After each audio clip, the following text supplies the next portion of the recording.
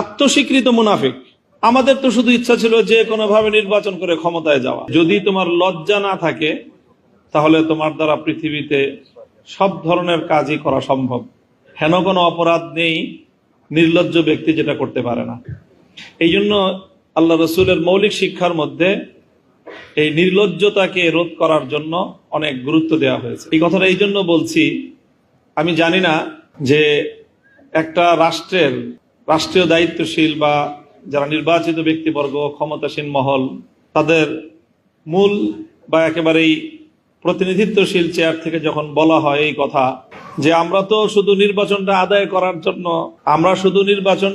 করার জন্য এই জুলাই সনদে স্বাক্ষর করেছি, আমরা শুধু নির্বাচনটুকু আদায় করার জন্য এতদিন ঐক্যমত্য কমিশনে গিয়েছিলাম।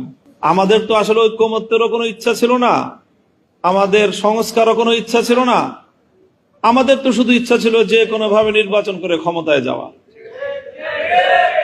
এই কথা যদি একটা শাসক মহলের প্রতিনিধিত্বশীল ব্যক্তিরা বলতে পারে, তো আমার কাছে তো আমার মনে হয় যে আকাশ ভেঙে পড়ার মতো। এটা কিভাবে সম্ভব? তো কাজেই আজকে জনগণকে, দেশের মানুষকে এই কথাটা বুঝতে হবে এবং তাদের কাছে আমাদের এই কথাটাই বলতে হবে যে এরকম অকপট স্বীকৃতি, যে আত্মস্বীকৃত মুনাফিক, স্বঘোষিত মুনাফিকি করলো, এরপরে কিভাবে তারা তাদের এই দেশের মানুষকে শাসন করার লেজিটিমেসি থাকতে পারে, এটা আমার বুঝে আসে না। বলেছি নির্বাচনের দিনে একই দিনে আরেকটা ব্যালটের মাধ্যমে গণভোটের সেই রায়টা নেওয়া যাবে যে এই সংস্কারের মধ্যে ঐক্যমত্য কমিশনের কাছে আমরা যারা প্রতিশ্রুতিবদ্ধ হয়েছে সকল রাজনৈতিক দল, সেই প্রতিশ্রুতির পক্ষে জনগণ আছে কিনা, সেই সনদের পক্ষে জনগণ আছে কিনা, হ্যাঁ অথবা না বলুন। যদি জনগণ হ্যাঁ বলে তাহলে সেই পার্লামেন্ট, সেই নির্বাচিত সংসদের প্রত্যেকটা সংসদ সদস্য আইনানুগভাবে ম্যান্ডেট প্রাপ্ত হবে এই সনদ বাস্তবায়নের জন্য, তারা বাধ্য থাকবে সেই সনদ বাস্তবায়নের জন্য।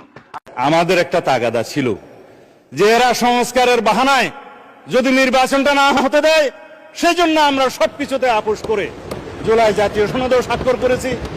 আমরা একত্রিত হয়েছি, সমঝোতা হয়েছে এবং নির্বাচনের স্বার্থে আমরা অনেক কথা বলি। সালাউদ্দিন সাহেব গতকালকে অনেক ভালো একটা কনফেশন করছে।